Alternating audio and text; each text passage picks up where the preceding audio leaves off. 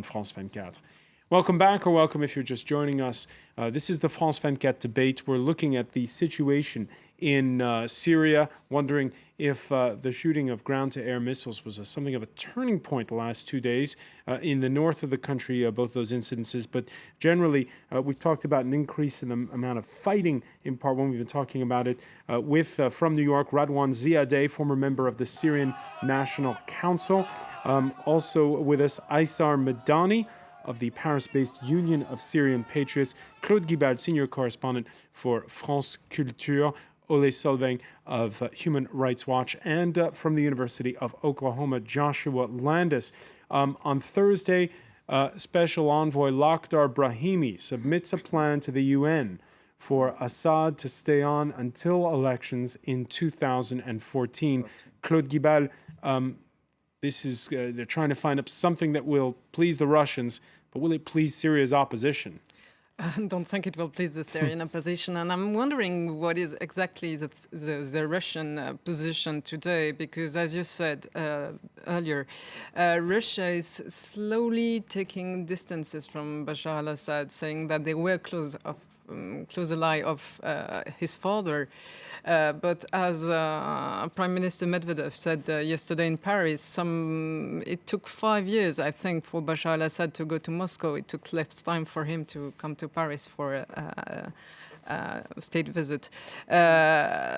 So Russia has learned also lessons from what happened in Libya. Russia has lost a lot of interest in Libya, in the Libyan case.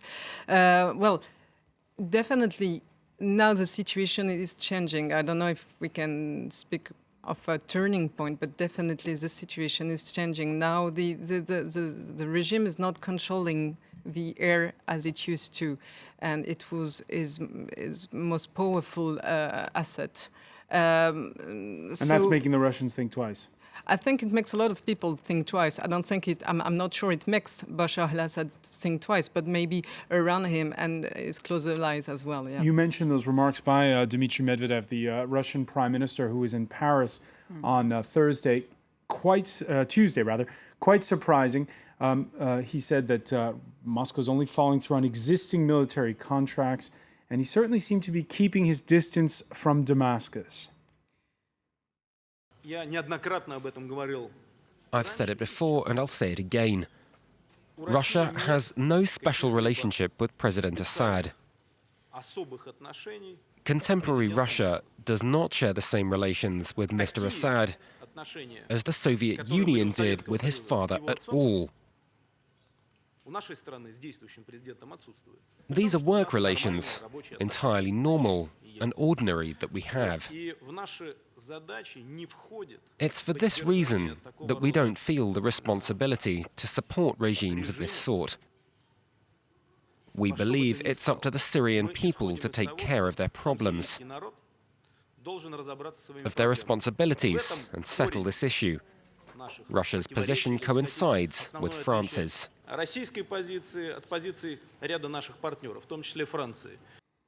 He calls it a regime.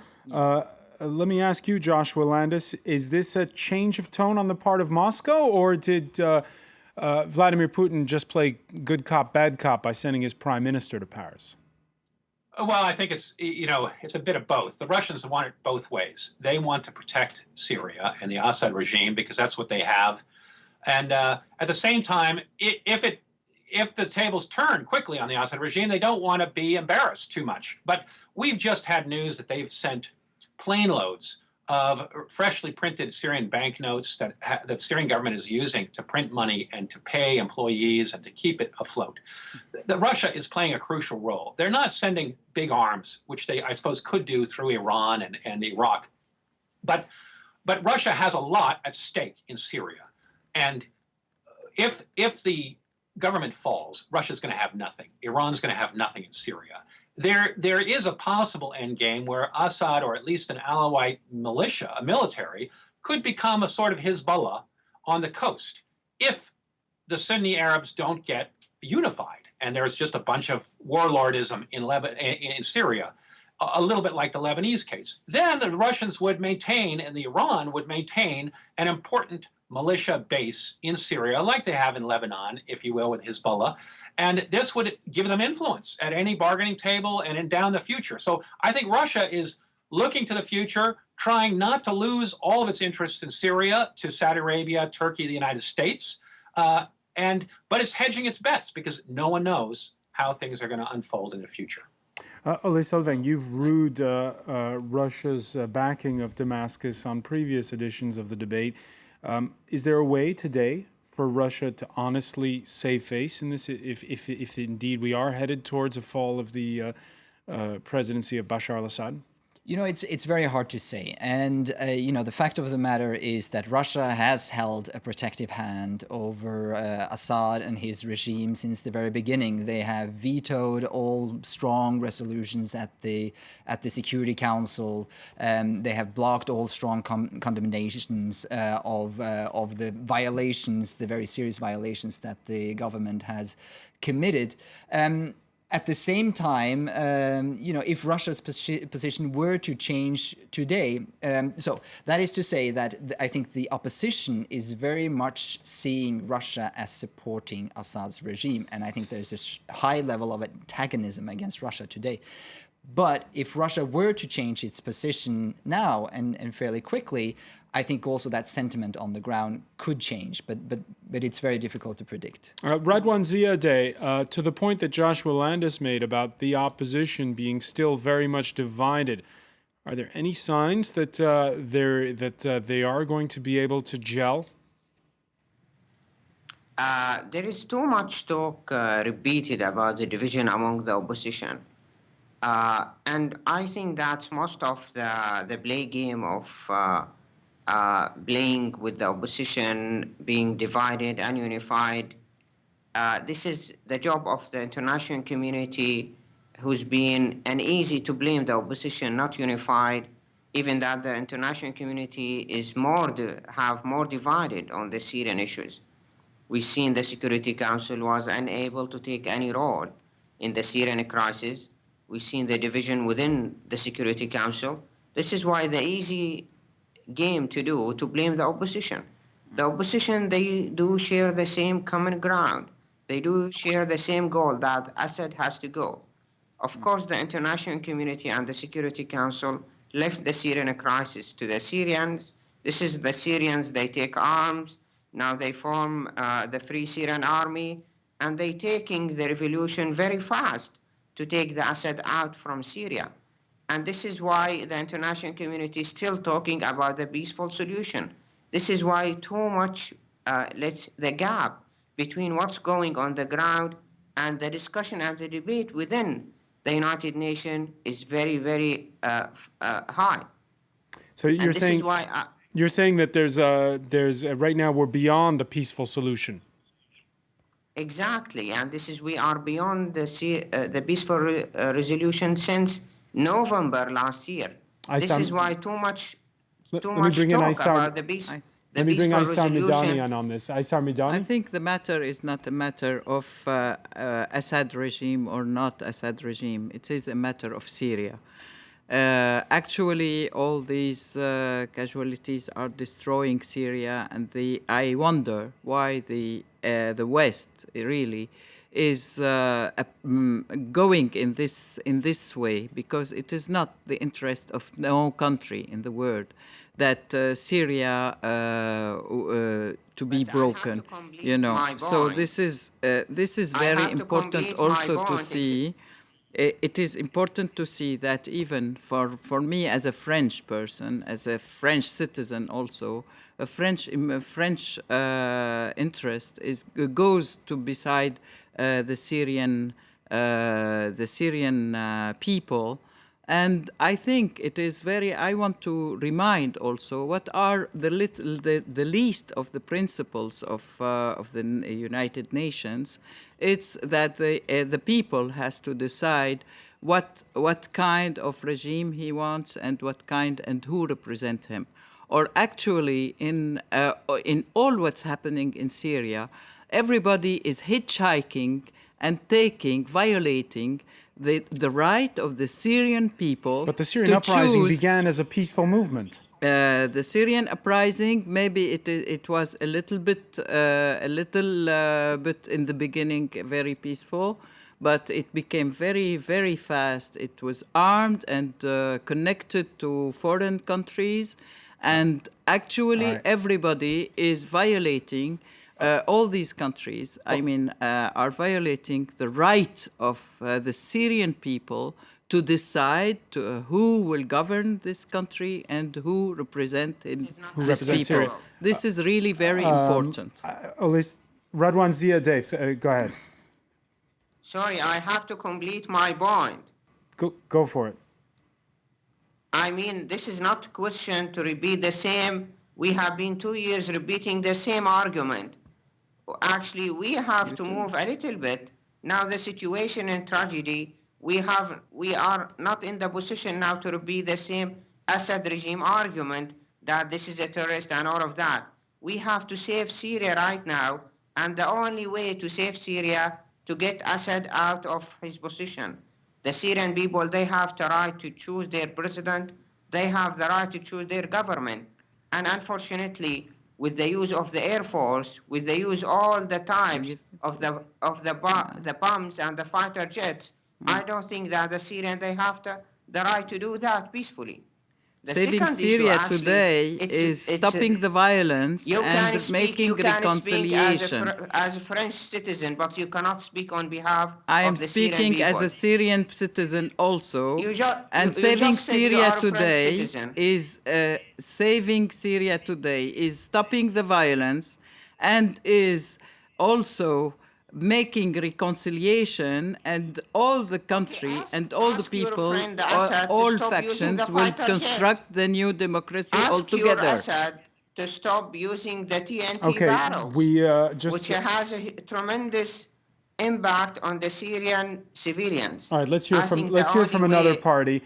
Those who agree with Radwan Ziadeh that we're beyond looking for a peaceful solution, and that military support from the West and, if need be, boots on the ground are now necessary. Two familiar hawks on the matter who spoke Tuesday at the Foreign Policy Initiative Forum in Washington. It is more doable today against Assad than it was 2 years ago against Gaddafi. All those who tell us, but you can't say that, Syria is very difficult, very complicated, they lie. We cannot predict what the Middle East is going to be like 2 years from now, except that it cries out for American leadership. And that's what, in my view, and I hate to be partisan when I say this, but it is missing there. It is missing. Joshua Landis, cheerleading for more forcefulness on the part of the West. Do people in Washington agree with that? Well, I think there's a big debate going on in Washington of how much and whether in fact, the growing strength of the opposition is going to leave any American intervention in the dust, in the sense that events are changing under the feet here and that the tide is turning. We've seen Patriot missiles put up in Turkey. Those could be used to shoot down Syrian jets. The problem is, if America jumps in too hard on the side of the rebels and changes the balance of power too radically, too quickly, there could be, there is fear that there could be some form of ethnic cleansing of the Alawites and perhaps other minorities. This happened in Turkey in 1914. There were 20% Christians in Turkey. By 1922, after their revolution, there were less than 1%. It's not unknown in the region. I'm not saying it's likely, but it is a danger if you tip the balance too quickly in an ethnic war like this, an ethnic civil war. Bad things could happen. And I think the United States is approaching this, trying to help the opposition, but help it a little bit and not too quickly so that it can measure the outcome. But this is a very dangerous game, and nobody really knows where the outcome is going to go. And the rebels seem to be gaining power on their own and moving ahead and changing the balance of power pretty rapidly. Ole Sylvain, your thoughts on this? Yeah, I mean, I think it is a concern that we all have, and we have been documenting. Human Rights Watch has been documenting violations committed by opposition forces as well. We've documented extrajudicial executions. We've documented torture. So this is definitely a concern that we have. And the concern is also that the longer the conflict goes on, the deeper the sectarian tensions will become. And I think it is... I completely agree that the casualties that we're seeing now in Syria, they're ripping the country apart. There are now, by some accounts, up to 40,000 civilian people who have died.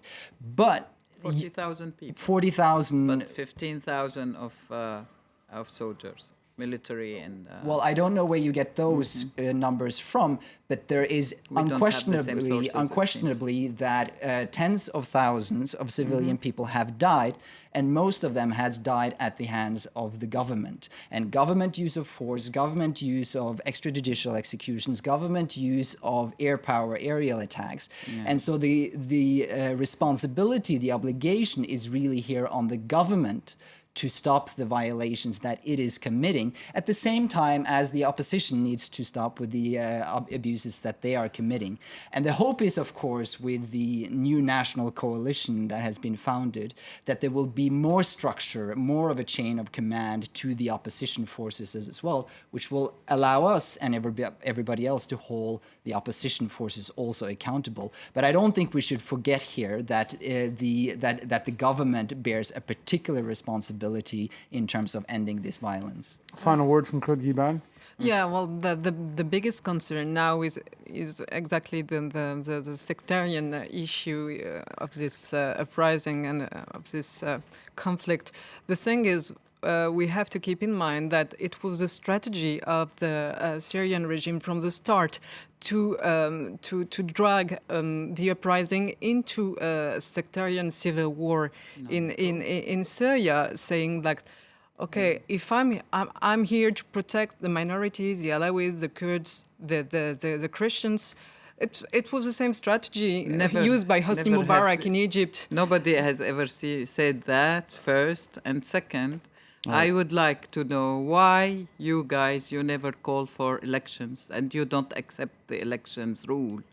In all countries, democracy is the elections. And why nobody accepts the elections? And fair and free elections, you mean? Yes, exactly. Even with an international commission surveying the elections, I think let's do that. That's it's we'll better review to push for reconciliation and elections and then giving arms. We'll review the timeline. Unfortunately, we're out of time, but I want to thank you for joining us here in the debate. I also want to thank Radwan Ziadeh for being with us in New York, Joshua Landis for being with us from Norman, Oklahoma, and here in the studio, Ole Sylvain and Claude Guibal. Thank you for being with us here with the France 24 debate.